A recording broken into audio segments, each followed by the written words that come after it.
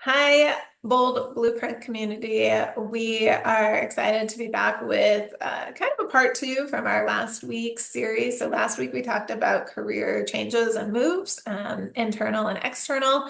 And today we are talking about career pivots. So what do you do when you just know you are not in the place that you want to be? Whether it's physically, emotionally, mentally, the work that you're doing, whatever it is.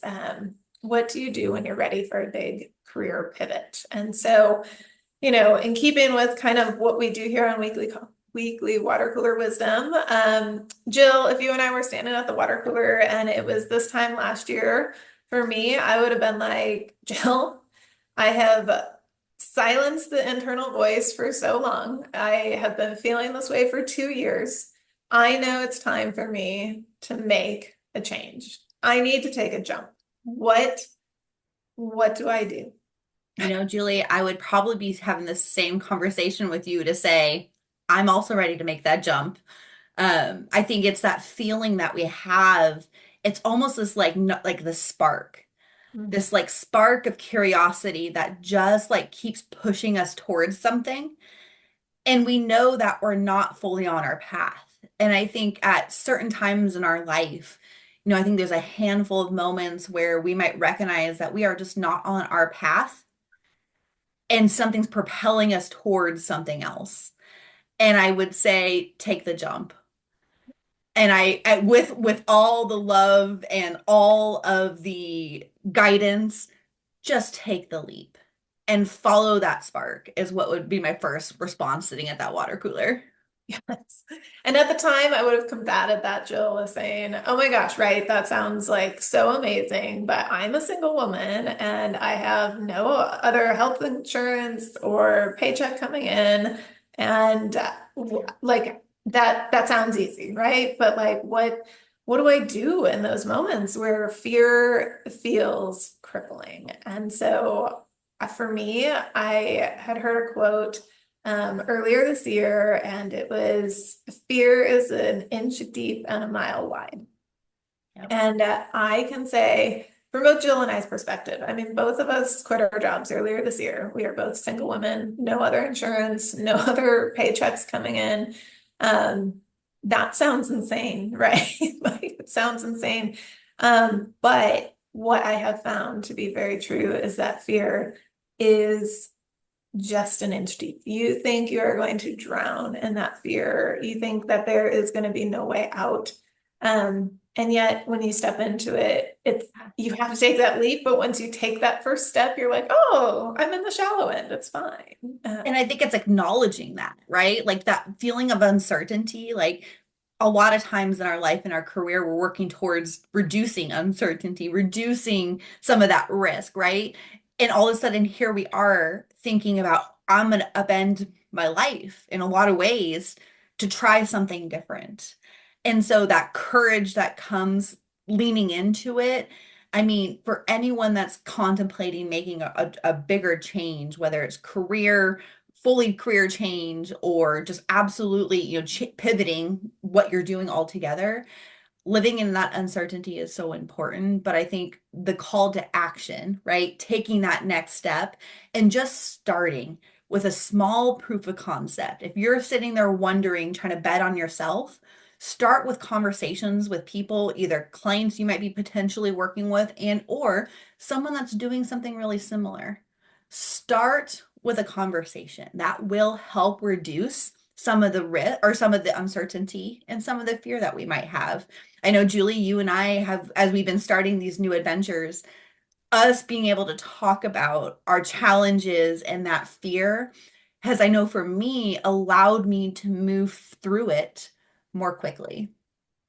Yes, there's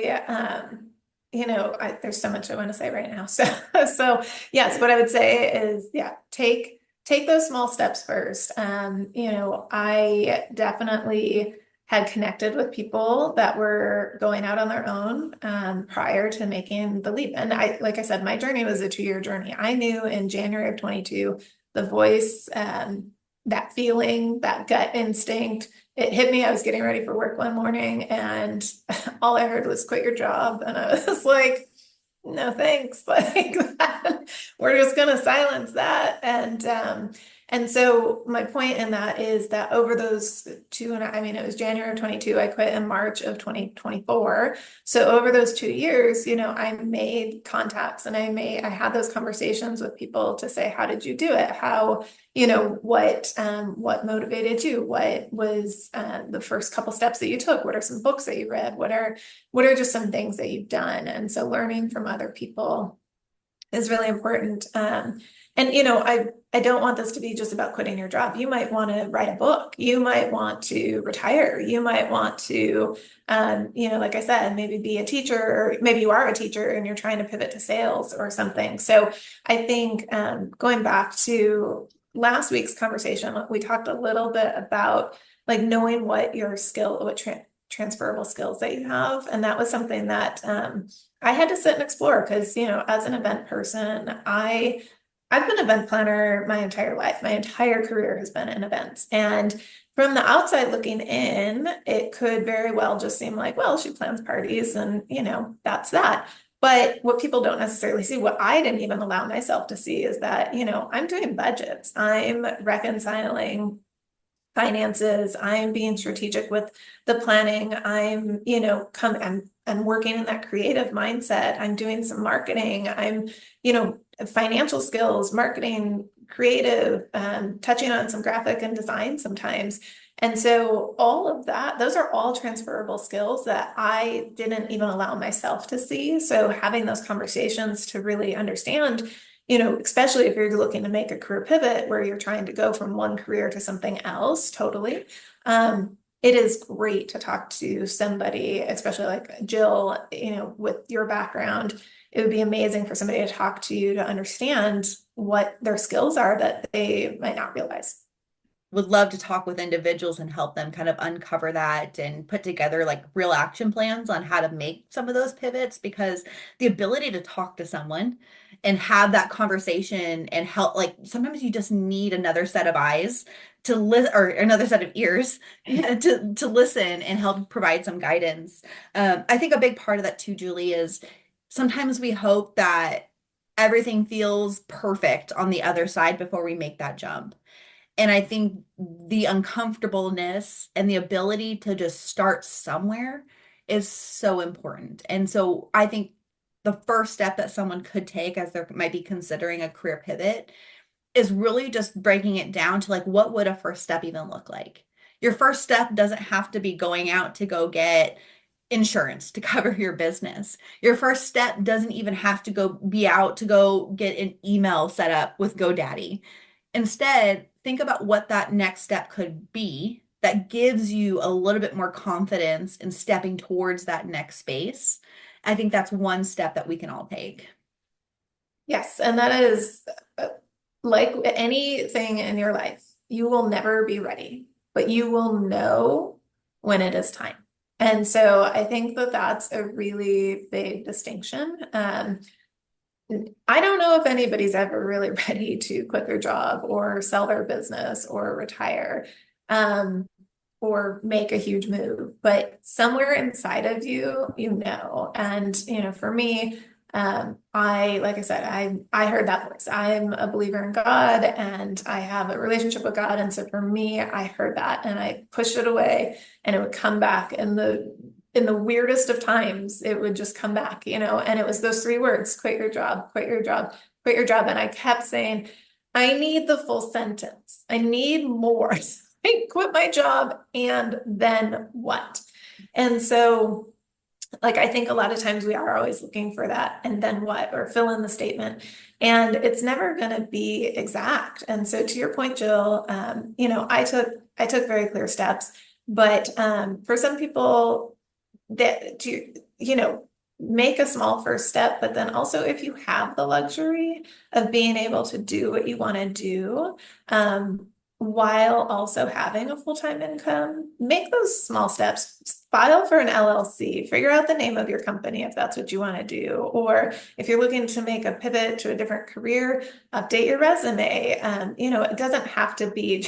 Jill and I kind of went a little bit dramatic, and we just up and quit, right? Like I didn't have a business name. I didn't have I didn't even have a plan. I had no plan. One thing that I did do is that I looked at my financial situation. And so that's another clear step that you can take is figure out your financial situation is, what do my finances look like right now? What do I need to live off of? What are my bills? What are my budget, constraints? All of that so that you can figure out what runway you have. And I mean, for me, that was something that despite the fact that I had no other plan, I had zero other plan, I had nothing else in place.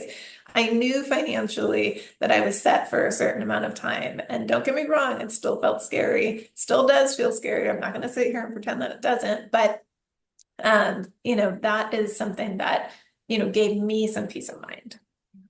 I think that's really nice step towards kind of finding that career pivot is figuring out what's going on in your own world and kind of digging into your drivers, your financials, the things that you are really aspiring to do. And then that I think just that that self-reflection would really help, right? Take that next step in considering a next career pivot. And for all those individuals who are just sitting there saying, that all sounds really great, but I still just don't even know where to start, reach out. Let's talk. Let's have a conversation about what's going on in your mind and think through maybe some tangible next steps that you can be taking as you're uncovering maybe your next career pivot. Julie, it has been such a great conversation with you.